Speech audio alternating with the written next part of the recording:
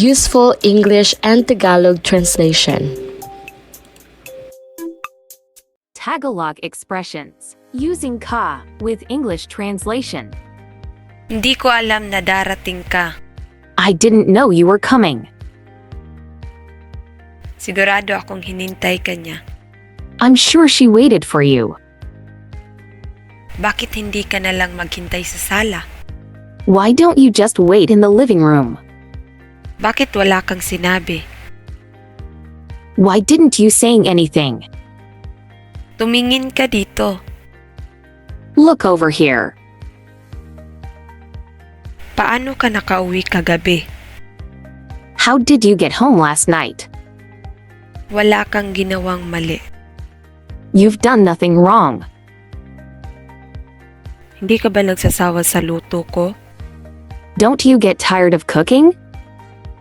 Bakit hindi ka pumasok sa loob? Why don't you get inside? May alam ka ba sa nangyari? Do you know anything about what happened? Huwag kang magpumilit. Don't insist. Lumayo ka riyan. Stay away from there. Huwag kang magmadali. Take your time, no rush. Tinawag ka ng nanay mo. Your mother is calling you. Tinulungan ka ba niya? Did he help you?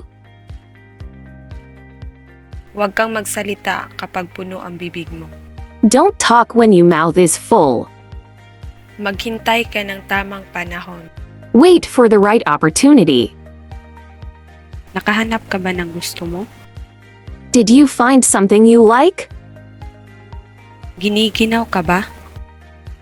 Are you cold? Pwede ka nang umuwi. You can go home now. Magsuot ka ng gwante sa susunod. Wear gloves next time. Baka kalmutin ka ng pusa. The cat scratch on you. May panahon ka bang bisitahin siya? You have time to visit her? Gusto ko lagi kang nasa tabi ko.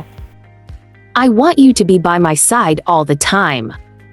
Hindi ako maniniwala na nandito ka. I can't believe you're here. Bibili ka ba para sa kanya? Will you buy for him? Kuha ka pa. You get more. Maligo ka na. Take a bath now. Parang kilala ko siya. I think I know him. Hindi mo siya mapipilit. You can't force him. Sigurado akong matutuwa siya sa balita. I'm sure he will be delighted with the news. Tagalog expression. Using siya with English translation. Naalala ko pa rin siya. I still remember him. Alam ko kung bakit wala siya rito. I know why he is not here. Baka mamaya pa siya darating. Maybe he will come later. Parang alam ko na kung saan siya hanapin. I think I know where to find her. Subukan mo siyang tawagan? Have you tried calling her? Huwag mo siyang pansinin. Don't mind her. Alam kong mahilig siya sa pabango. I know that she loves perfume. Baka sumama siya sa iyo. He might go with you. Nanalo siya kasi nandaya siya. He won because he cheated. Lagi siyang nagmamadali. He is always in a hurry. Mabilis siyang nawala. He disappeared quickly. Bumalik na siya. She's back.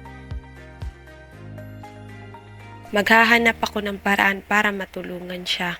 I will find a way to help her. Malamang nandito pa siya. He is probably still here. Maghiwalay tayo at hahanapin natin siya. Let's split up and look for him. Usap mo ba talaga siya? Really talk to her? Ayan siya. There she is. Abangan mo siya sa labas. Wait for him outside. Mukhang masayang masaya siya. He looks so happy. Huwag mo siyang hayaang makatakas. Don't let her get away. Darating siya at maghahanap ng higit pa. He will come looking for more. Bigla siyang tumingala. He suddenly looked up. Alamin natin kung saan siya nagpunta. Let's figure out where he went. Hindi mo ba siya kilala? Don't you know him? Nagulat ako nang sumang-ayon siya. I was surprised that he agreed. Dapat bukas aalis na siya. He should be leaving tomorrow. Nakita ko siyang nagmamadali kaninang umaga. I saw him in a hurry this morning. Paano kung nandun na siya? What if he was already there? Wala siyang dahilan para ilihim ito sa amin. He had no reason to keep it a secret from us. Sigurado akong wala siyang pakialam. I'm sure he doesn't care at all. Nandito ba siya? Is he here? Pinagalitan mo ba siya?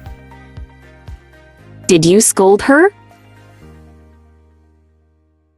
Umalis siya nang walang paalam. He left without saying goodbye. Takot siya sa uod. She is afraid of worms. Sinabi niya sa akin na baka umalis siya. He told me that he might be leaving. Palagi siyang umaarte na parang alam niya ang lahat. He is always acting like he knows everything. Tulungan mo akong kumbinsihin siya. Help me convince her. Nakita ko siya na may kasamang ibang babae. I saw him with another girl. Nakilala ko siya nung 1 taon. I met her last year. Wala ba siyang sinabi? Didn't he say anything? Mabilis siyang matuto. He learns quickly. Natanggal yata siya. I think he got fired.